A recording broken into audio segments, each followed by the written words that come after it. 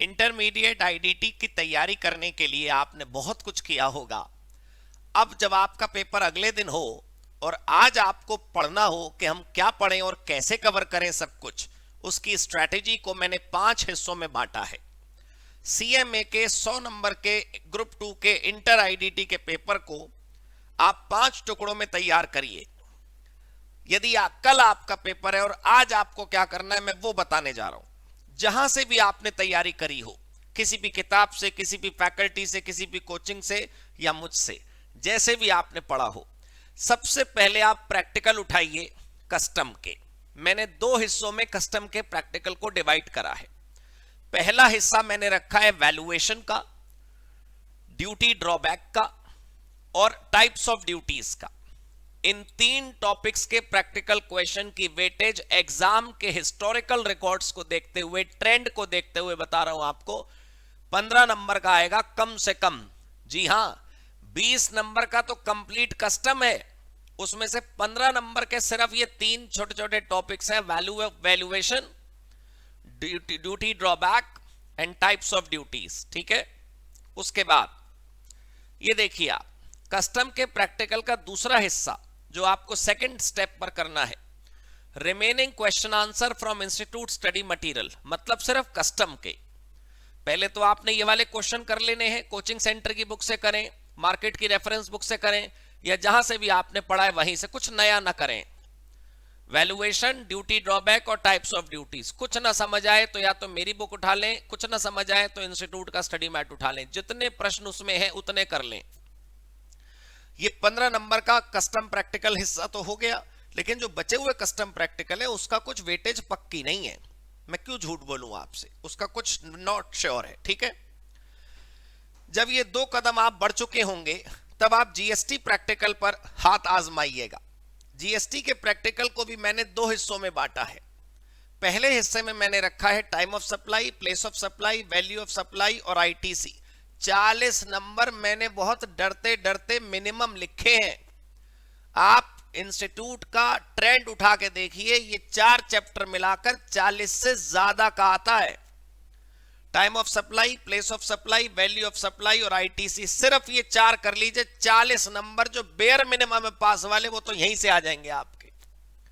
जब ये रिवाइज हो जाए आपका, तब आप यहां पर आइए, levy, registration, payment of tax और इंटरेस्ट, इसके ऊपर आपको प्रैक्टिकल क्वेश्चन जो इंस्टीट्यूट के स्टडी मैट में या मेरी किताब में या जहां से भी आपने पढ़ा है वो करिए आप। 25 नंबर की वेटेज है सर, 25 नंबर की।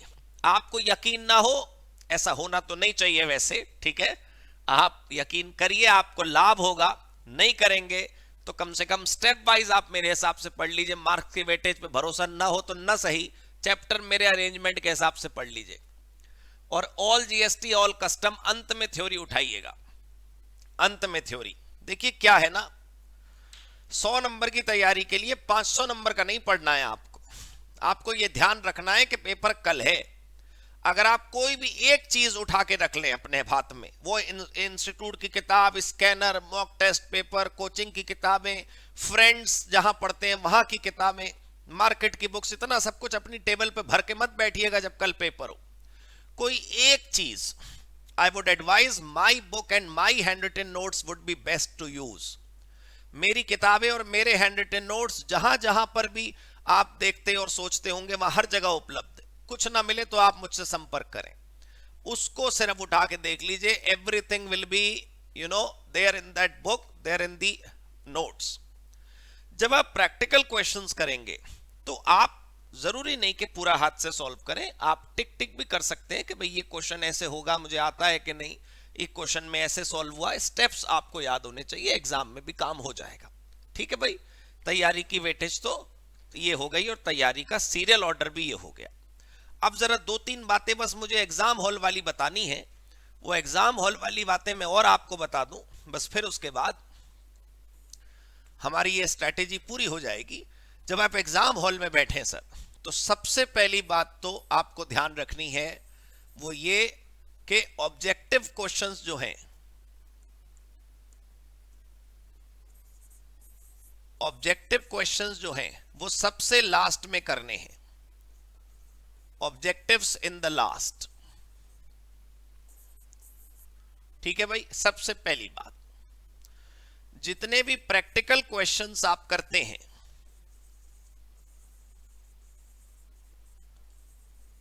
प्रैक्टिकल क्वेश्चंस जो आप करते हैं उसमें सबसे पहले आप ध्यान इसके बात का रखिए, all calculations to be shown, all calculations to be shown मतलब कुछ भी छोटी से छोटी कैलकुलेशन भी हो तो भी आप लिखकर दिखाइएगा। कैलकुलेशन सारी आप लिखकर दिखाइएगा। ऐसा मत करिएगा कि हमने अज्यूम कर लिया कि एवेलुएटर जो है वो समझ जाएगा कि ये परसेंटेज कैसे निकली और वो कैसे निकली, ठीक है ना। दूसरी बात जो बहुत जरूरी है प्रैक्टिकल क्वेश्चन में कि working note should be part of the answer. मतलब बच्चे क्या करते हैं, पहले मेन आंसर के लिए जगह छोड़ देते हैं, फिर हेडिंग डालते हैं वर्किंग नोट, फिर वर्किंग नोट शो करते हैं। अरे भाई, पूरा सवाल अगर तुमने शुरू में सॉल्व कर दिया तो फिर वर्किंग नोट कहां से? पहले वर्किंग नोट करो। तुम्हें पता है कि जीएसटी निकल नहीं सकता जब तक इस फलानी चीज की वैल्यू नहीं निकलेगी, तो हेडिंग डाल दो कैलकुलेशन ऑफ वैल्यू, फिर लिखो कैलकुलेशन ऑफ जीएसटी। जो भी कैलकुलेट करना चाहते हो, क्वांटिटी, यूनिट, रेट, मतलब एक फाइनल आंसर निकालने से पहले बहुत कुछ घटाना जोड़ना पड़ता है ना, वो हेडिंग डाल के करते रहो। Calculation of purchase value, calculation of ITC, calculation of sale value, calculation of output tax, calculation of net tax liability, जो भी तुम कर रहे हो हेडिंग डालो, कैलकुलेट करो, हेडिंग डालो, कैलकुलेट करो, हेडिंग डालो, कैलकुलेट करो। और जब आखिरी चीज जो उसने पूछी है वो जब निकल जाए तो राइट में लिख देना फाइनल आंसर। करना क्या है उसमें? फॉर्मेट के चक्कर में घबराहट ही होती है, बस फॉर्मेट को मेंटेन करते फिरो, क्या फायदा। तीसरी बात, जितनी भी थ्योरी है टू द पॉइंट लिखनी है, बिल्कुल टू द पॉइंट। मान लीजिए उसने आपसे पूछा रजिस्ट्रेशन के स्टेप्स बताइए, जीएसटी रजिस्ट्रेशन कैसे होता है। Step 1, fill REG 01 part A. Step 2, fill REG 01 part B. Content बताने हो तो इसमें आगे बढ़ा देना। Point 3, following are the content of part A, following are the content of part B. When the registration form is submitted, acknowledgement is present in form number GST REG 02। ऐसे छोटे छोटे स्टेप्स। बच्चों पूरा मत लिखा करो लंबे लंबे वाक्य। First of all we should have registration login ID, thereafter we will go and fill up the, क्या thereafter? Fill REG 01 part A full stop, fill REG 01 part B full stop, contents of REG 01 part A as follows. ऐसे छोटे वाक्य, तो गलतियां भी छोटी होंगी या तो होंगी ही नहीं, है ना। ये ध्यान रखोगे इस बात को। अगला देखो, चौथी बात जो जीएसटी के एग्जाम में ध्यान रखना, कभी कभी क्वेश्चन 2-4 चीज चैप्टर्स को मिक्स करके पूछ लेता है। एक बड़ा सा 8 नंबर में क्वेश्चन होगा, उसमें टाइम ऑफ सप्लाई भी निकलवा लेगा, प्लेस ऑफ सप्लाई भी निकलवा लेगा, वैल्यू ऑफ सप्लाई भी निकलवा लेगा। तो तुम घबराना मत। मान लो एक हिस्सा गलत हो जाए तो दूसरे के नंबर मिलेंगे। प्रश्न जहां तक सॉल्व हो सके वहां तक सॉल्व करना, मतलब focus on the steps and not on the final answer.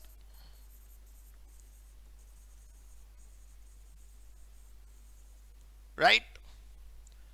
मान लीजिए आपने 10 नंबर का क्वेश्चन सॉल्व करा जिसमें नेट जीएसटी लायबिलिटी निकालनी थी, वो नहीं निकाल पाए, लेकिन 10 नंबर के उस 8 नंबर के क्वेश्चन में ना सर 6 भी मिल सकते हैं अगर उससे पहले का सब कुछ सही है तो। ठीक है, ध्यान रखिए, आप भाई के अनुभव का फायदा उठाएं आप। और अटेम्प्ट 100 मार्क्स पेपर, पूरा का पूरा 100 नंबर का पेपर, एक कंप्लीट अटेम्प्ट करिएगा। जो आता है वो पहले करो, जो नहीं आता वो बाद में करते रहना, कोई बात नहीं, लेकिन करना पूरा 100 नंबर का पेपर। ठीक है, घबराहट नहीं रखनी है, सेक्शन नंबर का चक्कर नहीं पालना है। हमें याद हो सेक्शन नंबर अच्छी बात है, नहीं याद हो तो और अच्छी बात है। ठीक है, क्या कर लेगा सेक्शन नंबर लिख करके बच्चा?